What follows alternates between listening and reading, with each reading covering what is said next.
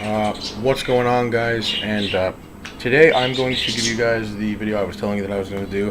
If you guys watched my last video and the video before that, the return video. And today I'm going to finally be reviewing WWE Judgment Day 2002. I do have a written review of it on my WordPress, which I'll leave a link to in the description. You guys can go check it out if you want. I've been trying to get other reviews. I was trying to review a pay-per-view yesterday, Armageddon 2002, on my WordPress. And it wouldn't work. I don't know what's happening with it, but I don't know. I'll probably just put my original video of it on the WordPress to watch. I don't know. We'll figure something out. But anyways, main topic at hand, Judgment Day 2002. Now, first off, obviously you have to address the price point of the DVD. Its usual price point. I paid about $35 for it, around there, $30-$35, and definitely was worth it.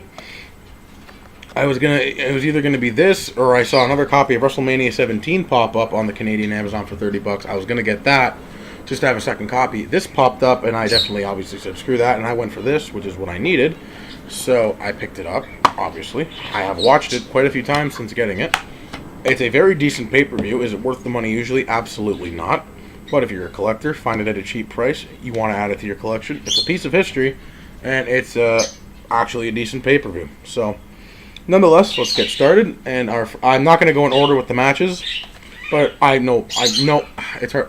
I'm not going to go in order with the matches. Just I'm going to read them off the back. So, Intercontinental Championship match: Eddie Guerrero versus Rob Van Dam. This was a decent match, definitely. Eddie Guerrero had picked up the title. Eddie had picked up the title from Rob at Backlash. Obviously, Rob had won it against William Regal at WrestleMania. And definitely, Eddie Guerrero and Rob could have good matches any day. And this was a really, I don't know, I kind of like the Backlash match better. I don't know, it seemed to have a little more flair to it. They'd have a match at Insurrection, obviously, before this, and that match was decent. Ended in a DQ, though. But this match was actually really good. Very decent, great way to start off the pay-per-view. I mean, Eddie Guerrero was such a great wrestler. Rob Van Dam really had it back then. Rob Van Dam is still great, but then he was just, there wasn't many better than Rob Van Dam at the time, and he was really good. Easily a probably 3.5 star match for me at least. WWE Women's Championship match: Trish Stratus with Bubba Ray Dudley versus Stacy Keibler with Reverend Devon. Probably the dud of the card, second worst match of the card. Actually, I'd say worst match of the card. I mean, it was pretty sloppy. I mean, what do you really expect? But it was sloppy wrestling. It wasn't that good. The interactions with Batista, because obviously Batista was with Deacon Batista was with Reverend Devon, obviously, and Stacy Keibler. Their interactions with Bubba, you thought Bubba and Devon were gonna hug it out. They didn't. Kind of like a turning on him thing. It was okay. Other than that, though, whatever. A little nothing match. 1 star. The Hardy Boys versus Brock Lesnar and Paul Heyman. This match was actually fairly decent, to be honest. Basically, it was a handicap match. I really don't want to include Paul Heyman in it. Paul Heyman came in at the end, basically, from what I remember. That was pretty much it. Got the pin on, I believe, Jeff.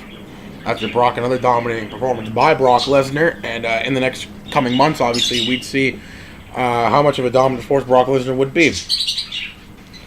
But, again, a decent match. And the thing is, even with all the matches, even, as I said, with the women's title match, how it was, in my opinion, a bad match, it flowed. Like, okay, it was a bad match, but it was short, simple, and to the point, and it flowed to the next match. It wasn't something that had dragged on. None of the matches on this card really drag on, to be honest with you. None of them. It's a very flowing card. Handicap match: Stone Cold Steve Austin versus Big Show and Ric Flair. This match, I mean, I didn't really get much of the story behind it. I figured you should have just booked Stone Cold versus Ric Flair on pay-per-view. I figured that would have been a better match, a more high-profile match, than throwing Big Show in there. Because Stone Cold, again, fought Big Show in Insurrection. So, again, not much to say there. Was a decent match. Stone Cold's actual last pay-per-view match until WrestleMania 9, until No Way Out 2003, if you want to count that. So, basically, this was his last pay-per-view match, technically, until No Way Out in 2003 and WrestleMania, but one of Stone Cold's last pay-per-view matches. But decent match at that. Hair versus hair, easily second best match of the night. I loved this match. I loved Kurt Angle and Edge's match at Backlash. It was best match of that card, easily 4 stars. Loved this match. Loved the chemistry between Kurt Angle and Edge. Kurt Angle, again, one of the best ever to lace up a pair of boots in WWE, for a fact.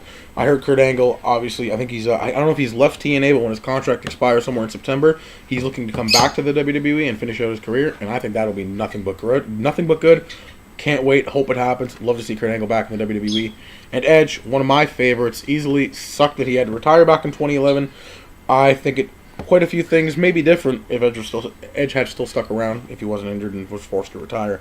But again, decent match, and as we all know, Kurt Angle got his head shaved.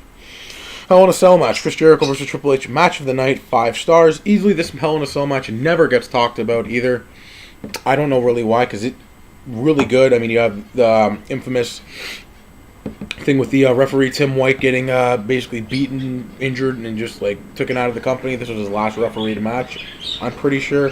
Very, very good match there. Again, 5 stars. I love the spots. I love the finish with Triple H hitting Jericho with the pedigree on the cell to end the match. I thought that was really cool. I love the barbed wire 2x4 spots. It's just, I don't know. It was this match, you could tell these guys really hated each other. I love the promo too. The promo for the match was really good even too. Tag team championship match: Billy and Chuck versus Rikishi and a mystery partner who turned out to be Rico. This was probably the second worst match of the night. It's a throwaway match, but it flowed nice. Rikishi and Rico pick up the tag titles. Now, main event, Undisputed Championship match, Hollywood Hulk Hogan defending against The Undertaker. Now, I know, first of all, actually, I do have a problem with this match with the promo, because obviously the theme song for the pay-per-view was broken by the 12 Stones, and the promo for Undertaker and Hulk Hogan was using that song on YouTube. You can go watch it, and that promo is used so much better with that song to it.